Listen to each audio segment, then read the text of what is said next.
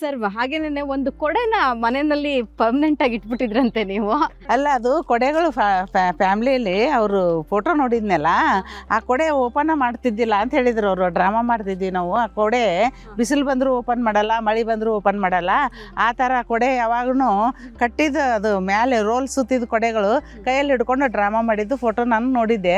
ನಾನು ನಗಾಕತ್ತಿದ್ದೆ. ಅವಾಗ ಹೇಳಿದ್ರು, ಇಲ್ಲ ಕೊಡೆಗಳು ನಾಟಕ ಡ್ರಾಮಾ ಮಾಡಿದ್ವಿ ನಾವು ಅಲ್ಲೇ ಕಾಲೇಜಿನಲ್ಲಿ ಅಂತ ಹೇಳಿದಾಗ ಅದು ಫೋಟೋ ಇವಾಗೂ ನೆನಪಿದೆ. ಅದು ಇದೆ ನಮ್ಮ ಮನೆಯಲ್ಲಿ. ತಂದೆಯವರು ಆಲ್ರೆಡಿ ಲಾಯರ್ ಆಗಿ ಪ್ರಾಕ್ಟೀಸ್ ಮಾಡ್ತಾ ಇದ್ರು. ಸೊ ನೀವು ಕೂಡ ಲಾಯರ್ ವೃತ್ತಿಯನ್ನ ಆರಿಸ್ಕೊಂಡಿದ್ದು, ಲೀಗಲ್ ಕಡೆ ಬಂದಿದ್ದು ಯಾಕೆ ಸರ್? ನಾನು LLB ಕಲಿಬೇಕಂತ ಹೇಳಿ ಕಲಿತೆ. ನಾನು ಕೆಲವರು ಬೈ ಚಾಯ್ಸ್ ಇರೋದಿಲ್ಲ, ಬೈ ಆಕ್ಸಿಡೆಂಟಲ್ LLBಗೆ ಬರ್ತಾರೆ.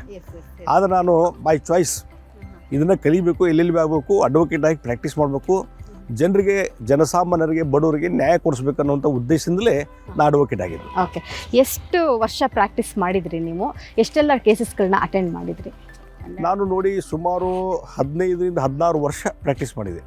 ರೋರಿಂಗ್ ಪ್ರಾಕ್ಟೀಸ್ ಇತ್ತು. ನಾನು 3ನೇ ವರ್ಷ ಪ್ರಾಕ್ಟೀಸ್ ಚಾಲೂ ಮಾಡಿ 3ನೇ ವರ್ಷಕ್ಕೆ ನಮ್ಮ ತಂದೆಯವರು ಆಲ್ಮೋಸ್ಟ್ ಎಲ್ಲ ಫೈಲ್ ನನಗೆ ನಡೆಸ್ಲಿಕ್ಕೆ ಕೊಟ್ಬಿಟ್ರು. ಡೈಲಿ ಸುಮಾರು ಒಂದು 25ರಿಂದ 30 ಕೇಸು ನನ್ನ ಡೈರಿಯಲ್ಲಿ ಇರ್ತಿದ್ವು. ಬೆಳಿಗ್ಗೆ ನಾನು 11 ಗಂಟೆಗೆ ಹೋದರೆ ಕೋರ್ಟಿಗೆ, ಸಾಯಂಕಾಲ 6 ಗಂಟೆವರೆಗೆ ಕೋರ್ಟಲ್ಲಿ ಇರ್ತಿದ್ದೆ. ಮತ್ತು 6 ಗಂಟೆಯಿಂದ ಕಚೇರಿಗೆ ಹೋಗಿ ರಾತ್ರಿ 9ವರೆಗೆ ಕಚೇರಿಯಲ್ಲಿ ಕ್ಲೈಂಟ್ಸ್ ಕೂಡ ಮತ್ತೆ ಸಮಾಲೋಚನೆ ಮಾಡ್ಕೊಂಡು 10ವರೆಗೆ ನಮ್ಮ ಮನೆಗೆ ಬರ್ತಿದ್ದೆ ರಾತ್ರಿ ಕಂಟಿನ್ಯೂಸ್. ಅಲ್ಲ, ಸೋತು ಕೇಸ್ ಸ್ಟಡಿ ಮಾಡ್ತಿದ್ರು ಅವ್ರು, ಗೆದ್ದದಲ್ಲ, ಸೋತಿದ್ದು ಸ್ಟಡಿ ಮಾಡೋರು ಇವರು. ಸರಿ, ಆ ಟೈಮ್ನಲ್ಲಿ ನೀವು ಸಾಲ್ವ್ ಮಾಡಿದಂತಹ ಯಾವ್ದಾದ್ರು ಒಂದು, ಅಂದರೆ ನಿಮಗೆ ತುಂಬ ಆತ್ಮತೃಪ್ತಿ ತಂದುಕೊಟ್ಟಂತಹ ಕೇಸ್? ಇಲ್ಲೇ ಕಂದಕೂರು ಅಂತೇಳಿ ಒಂದು ಬ್ರಾಡ್ವೇದಲ್ಲಿ ಇವತ್ತು ಒಂದು ಶೋರೂಮ್ ಇದೆ ಇಲೆಕ್ಟ್ರಾನಿಕ್. ಆ ಅಂಗಡಿ ಅವ್ರ ಬಾಡಿಗೆದಾರರು ಮಾಲಕರು ಬಿಡಿಸ್ಲಿಕ್ಕೆ ಹೊಂಟಿದ್ರು. ಮತ್ತು ಲ್ಯಾಂಡ್ ಇದ್ರ ಬಗ್ಗೆ ಡಿಸ್ಪ್ಯೂಟ್, ಮಾಲಕಿ ಬಗ್ಗೆ, ಅದನ್ನ ಅವ್ರ ಪರವಾಗಿ ಗೆದ್ದು ತೋರಿಸಿದ್ರಿಂದ ಇವತ್ತು ನಾನು ಅಂಗಡಿ ಉಳಿಸಿದವ್ರು ನೀವ ನೋಡ್ರಿ ಅಂತ ಹೇಳ್ತಾರೆ.